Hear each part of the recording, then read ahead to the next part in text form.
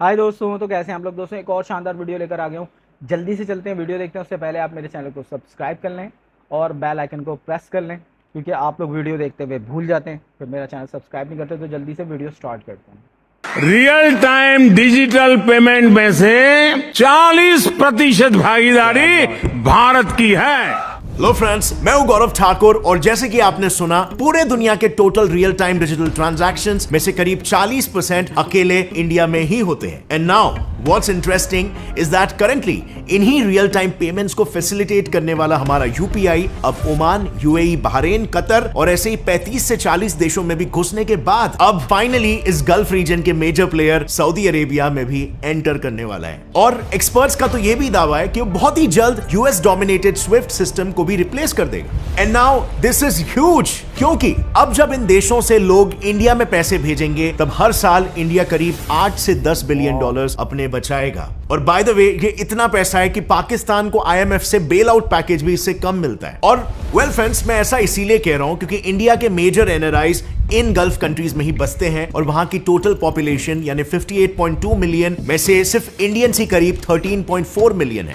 इसका मतलब वहां पर हर 4 लोगों में एक इंडियन है। और ऐसे में क्या आपको पता है, इंडिया में आने वाले टोटल रेमिटेंस में से करीब 65% रेमिटेंस अकेले इन गल्फ कंट्रीज से ही आता है। लेकिन यूपीआई के आने के पहले इन एनआरआईज के पास पैसे भेजने के लिए यूजुअली बस 2 ही तरीके हुआ करते थे। पहला तरीका क्लासिकल कन्वेंशनल बैंक मेथड, जिसमें वीजा, मास्टर कार्ड और वेस्टर्न यूनियन जैसी कार्ड कंपनीज के मीडिएशन की वजह से सऊदी के बैंक्स करीब 6% का तगड़ा ट्रांजैक्शन फीस चार्ज किया करते। और दूसरा तरीका जो एनआरआईज के पास है वो है एजेंट्स, लेकिन उसमें भी कई एजेंट्स जैसे आपको पता है चार्ज करते हैं। सो अंदाजन एवरेज चार्ज कुछ 10% है, यानी कि आप वहां पर साल भर में जितना भी कमाते हो उसमें से रफली आपको 1 महीने की सैलरी तो सिर्फ ट्रांजैक्शन चार्ज के रूप में ही भरना पड़ेगा। और इसी लूपहोल के वजह से होने वाले लॉसेस को रिकवर करने के लिए इंडिया ने सऊदी में यूपीआई को इंट्रोड्यूस करके एक मास्टर मूव खेला है। यूपीआई को लाकर हमने मेजरली 2 जगहों पर चेंजेस लाए। पहला है चार्जेस, जहां पर कार्ड सिस्टम डोमिनेटेड बैंक्स और एजेंट्स इतने हेफ्टी चार्जेस लगा रहे थे, वहीं पर अब यूपीआई से ट्रांजैक्शन करने पर सिर्फ 132.67 की नॉमिनल फीस प्लस अमाउंट का सिर्फ 2.04% ही अप्लाई होगा। इससे बिजनेसेस के पास ऑब्वियसली काफी पैसे बचेंगे।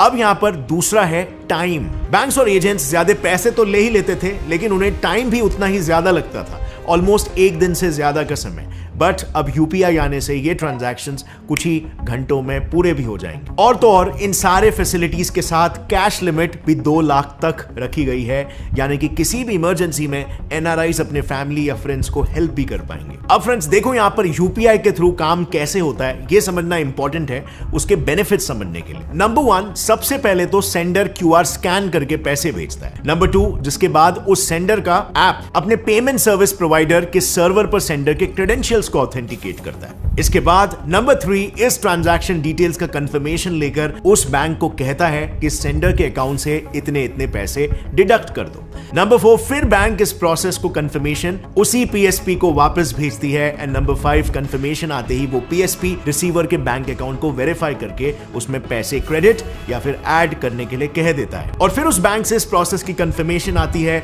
एंड देन फाइनली इस पूरे ट्रांजैक्शन का कंफर्मेशन रिसीवर और सेंडर के यूपीआई एनेबल्ड एप्स पर चले जाता है। एंड नाउ माइंड यू, ये सारा प्रोसेस बस कुछ ही सेकंड्स में हो जाता है, जो बाय द वे आप भी डेली बेसिस पर एक्सपीरियंस करते होगे अगर आप यूपीआई यूज करते हो तो। लेकिन इतना क्विक ट्रांजैक्शन करना ये अकेला रीजन नहीं है जिसके लिए लोग इसे प्रेफर करते हैं। सो फिडेलिटी नेशनल नाम की एक रेटिंग एजेंसी ने यूपीआई को ग्लोबल ट्रांजैक्शंस में फर्स्ट रैंक दिया है, क्योंकि यूपीआई से पैसे सेंड करना is as easy as sending a message. इसकी यूजेबिलिटी और यूजर फ्रेंडलीनेस इतनी ज्यादा है कि किसी को पैसे ट्रांसफर करने के लिए टेक्नोलॉजिकली एडवांस्ड होना कोई जरूरी नहीं है। प्लस यूपीआई ने round the clock availability, speed of settlement and level of support received from the regulator, इन सभी में 5 आउट ऑफ 5 स्कोर किया है। In comparison Chinese digital transaction interface का इन क्राइटेरिया में स्कोर सिर्फ 2 आउट ऑफ 5 रहा है। सो या डेफिनेटली ये स्कोर हमें काफी प्राउड तो फील करवाता है, बट इस स्कोर में एक दिक्कत है।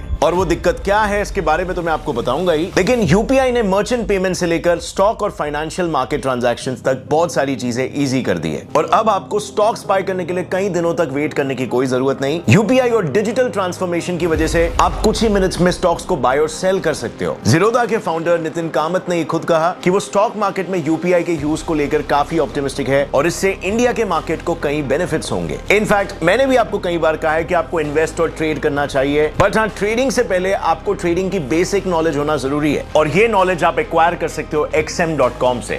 XM.com एक globally recognised online trading broker है जो कई किस्म के financial instruments and services trading and investment के लिए प्रोवाइड करता है, लाइक 8 डिफरेंट एसेट क्लासेस और 1000 plus financial instruments like gold, forex, crypto etcetera etcetera. इसका रिसर्च एंड लर्निंग सेंटर आपको market analysis, reports, economic calendars, daily market updates बताकर आपको daily market के ट्रेंड्स बताता है। ऑल्सो ये प्लेटफॉर्म आपको एडवांस फीचर जैसे ये और ये प्रोवाइड करता है जिससे आप XM के अल्ट्रा लो अकाउंट के साथ नो कमीशन ट्रेड और ये सारे बेनिफिट्स यूज कर सकते हो। And the most exciting part is XM के रेफर एंड अर्न प्रोग्राम से आप अप टू $35 कमा सकते हो और अगर आपने नीचे डिस्क्रिप्शन लिंक से इसे डाउनलोड किया तो आपको $500 या फिर 50% एज अ डिपॉजिट बोनस मिलेगा। So click on the link in the description below and start your trading journey with XM trade.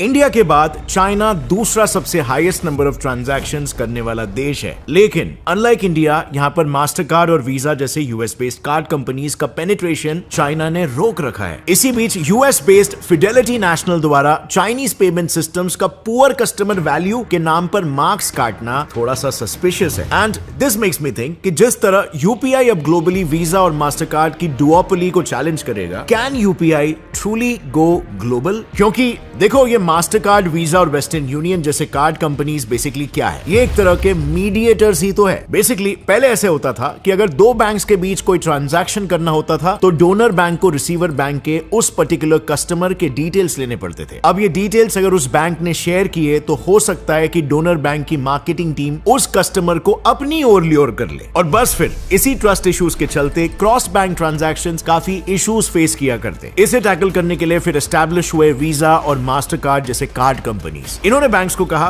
कि देखो, एक काम करते हैं, आप अपने डिटेल्स हमसे शेयर करो और हम वेरीफाई करेंगे कि किस बैंक के किस कस्टमर से पैसे लेने हैं और किस बैंक के किस कस्टमर को देने हैं। यानी सिंपली पुट, हम बीच में एक मिडिल मैन बनकर सारे ट्रांजैक्शंस की सेटलमेंट को वेरीफाई करेंगे। अब ऐसे में जैसे इंडियन गवर्नमेंट ने यूपीआई लॉन्च किया, it became a direct threat to their dominance. UPI की वजह से आज इंडिया ने डिजिटल ट्रांजैक्शंस में एक बहुत ही बड़ा जंप मार लिया है। लेकिन अब क्योंकि इन ट्रांजैक्शंस का ज्यादातर काम यूपीआई के थ्रू होता है, मास्टरकार्ड और वीजा यूपीआई के शुरुआती समय से ही उसका भारी विरोध कर रहे थे। जैसे कि मैंने पहले कहा, ये दोनों ही कंपनीज मोस्टली ग्लोबल लेवल पर ट्रांजैक्शंस का सेटलमेंट करते हैं। बट देन अप्रैल 2012 में इन कंपनीज द्वारा हुए ग्लोबल सिक्योरिटी डेटाबेस लीक में करीब 1 करोड़ अकाउंट्स के क्रेडिट कार्ड इंफॉर्मेशन लीक हो गए थे। और अभी करंटली भी रशिया यूक्रेन वॉर की वजह से यूएसए ने रशिया में अपने वीजा और मास्टरकार्ड सर्विसेज को पूरी तरीके से बंद करवा दिया। इसे हम क्या समझे कि इन कंपनीज को यूएसए वेपन्स की तरह इस्तेमाल करेगा और एनी टाइम दूसरे कंट्रीज की इन पर डिपेंडेंसी को अपने फेवर में लेवरेज कर सकता है। ये बिल्कुल ही क्लियर था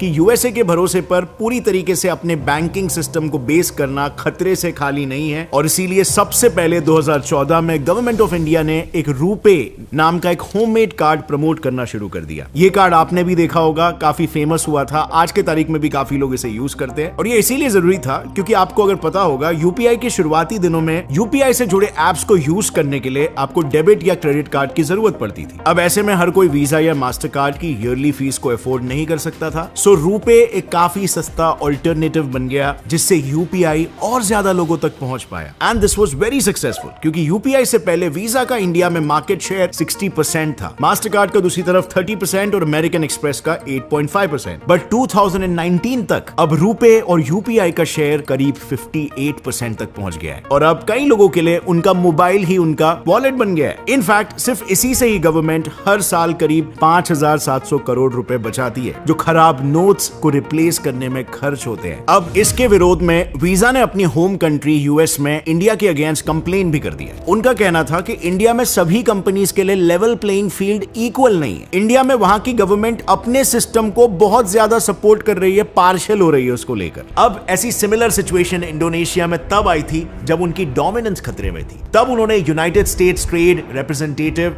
यानी कि यूएस की एनपीसीआई के इक्विवेलेंट को मेल्स लिखकर प्रेशराइज किया था कि वो इंडोनेशियन गवर्नमेंट्स को प्रेशराइज करे और वीजा और मास्टर कार्ड के लिए फेवरेबल कंडीशंस बनाए। बेसिकली यहां पर इंडोनेशियन गवर्नमेंट ये चाहती थी कि जितने भी फॉरेन पेमेंट सिस्टम्स है वो अपना डेटा लोकली ही स्टोर करें, लेकिन ऐसा करने के लिए वीजा और मास्टर कार्ड को इंडोनेशिया में और हेवी इन्वेस्टमेंट्स करने पड़ते हैं और इसीलिए उन्होंने यूएस की हेल्प से इंडोनेशियन गवर्नमेंट को प्रेशराइज किया, जिसकी वजह से वीजा और मास्टर कार्ड ने आज तक वहां कोई डेटा स्टोरेज फैसिलिटी ही नहीं बनाई। एंड नाउ फ्रेंड्स, जब एक कंट्री में यूएस के मास्टर कार्ड और वीजा को तकलीफ हुई तो उस कंट्री को इतना यूएस प्रेशर का सामना करना पड़ा, तो ऑब्वियसली यूपीआई जब ग्लोबली इन कंपनीज को चैलेंज करेगा तब यूएस चुप थोड़ी ना बैठने वाला है। इवन इंडिया को भी बिल्कुल हो सकता है यूएस के प्रेशर का सामना करना पड़ेगा और इसीलिए इंडिया को यहां पर थोड़ा एक्स्ट्रा प्रिपेयर्ड होना पड़ेगा।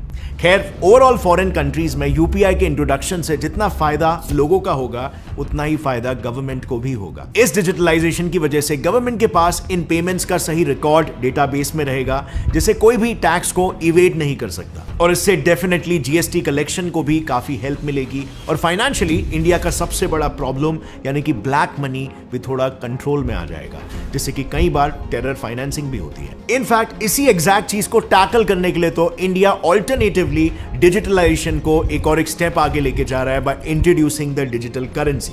इससे इंडिया के अंदर रहने वाले सारे पैसे वाइट और लीगल होंगे और हर एक पैसे का प्रॉपर हिसाब होने की वजह से इंडिया की सही ग्रोथ का भी अंदाजा लगाया जा पाएगा। इस पूरे इशू पर आपको क्या लगता है friends? But as I said before, India को ग्लोबल एक्नॉलेजमेंट के साथ साथ ग्लोबल प्रेशर भी झेलना पड़ेगा। And do you think over here कि India is ready for that? Comment down below, क्योंकि इकोनॉमिक फ्रंट पर तो फिलहाल काफी सारे रैपिड मेजर्स लिए जा रहे हैं और फॉरेन पॉलिसी तो हमारी तगड़ी ही है। But friends, do you know another interesting fact over here, and this is a huge victory for India. अब हाल ही में एक न्यूज आई थी कि ग्लोबल ट्रेड में रुपी डॉलर को टेक ओवर कर रहा है, क्योंकि 18 नेशंस ने वर्ल्ड ट्रेड के लिए रुपीस को वोट किया है over dollar. And now this is very encouraging for India and Indian rupee. और इस पूरे मुद्दे को मैंने काफी डिटेल में इस वीडियो में यहां पर एक्सप्लेन किया है, जिसे आपको बिल्कुल चेकआउट करना चाहिए। अगर इस वीडियो से आपको कुछ भी नया सीखने मिला, एक लाइक जरूर ठोकना। गौरव ठाकुर चैनल को सब्सक्राइब कर लो और बेल नोटिफिकेशन दबाओ ताकि आगे आने वाली हमारी कोई भी वीडियो की अपडेट आप मिस ना करो। तो दोस्तों, ये है गौरव ठाकुर और इनके काफ़ी सारे चैनल हैं, बहुत अच्छी वीडियोस बनाते हैं। Indian UPI goes global, Saudi Arabia now implement UPI payment with 40 countries. यार ये बात इनक्रेडिबल है, क्योंकि यहाँ पे इंडिया की जो यूपीआई पेमेंट सिस्टम है ना, बहुत कमाल का है और सही मानों में यहाँ पे अमेरिका की बहुत जलने वाली है, क्योंकि मास्टर कार्ड और वीज़ा कार्ड इनकी पूरी की पूरी गेम ख़त्म होगी। साथ में स्विफ्ट, इसका भी सारा गेम ख़त्म हो जाएगा। फिर जो है ना ये यूपीआई पेमेंट जो है ना, अगर इम्प्लीमेंट हो जाती है तो इसका बहुत शानदार वाला फ़ायदा होने वाला है इंडिया को भी और वर्ल्ड वाइड लोगों को भी। और बाहर से जो पेमेंट वगैरह लोग रेमिटेंस वगैरह भेजते हैं उसका भी इंडिया को बहुत फ़ायदा होना है, बहुत पैसे बचने हैं इसके। तो मेरे हिसाब से तो ये ओवरऑल सारी चीज़ें ठीक हैं और यहाँ पे इंडिया को अपनी तैयारी कर लेनी चाहिए, क्योंकि भाई अब यहाँ पे अमेरिका जो है वो प्रेशर करेगा। तो दोस्तों, कैसी लगी आप लोगों को ये वीडियो मुझे कमेंट करके बताइएगा। मेरे चैनल को सब्सक्राइब कर लें, बेल आइकन को प्रेस कर लें, क्योंकि मैं इसी तरीके से एंटरटेनमेंट और इन्फॉर्मेशन से रिलेटेड वीडियोस बनाता रहता हूँ। मिलते हैं अगली किस वीडियो में, तब तक के लिए बाय बाय।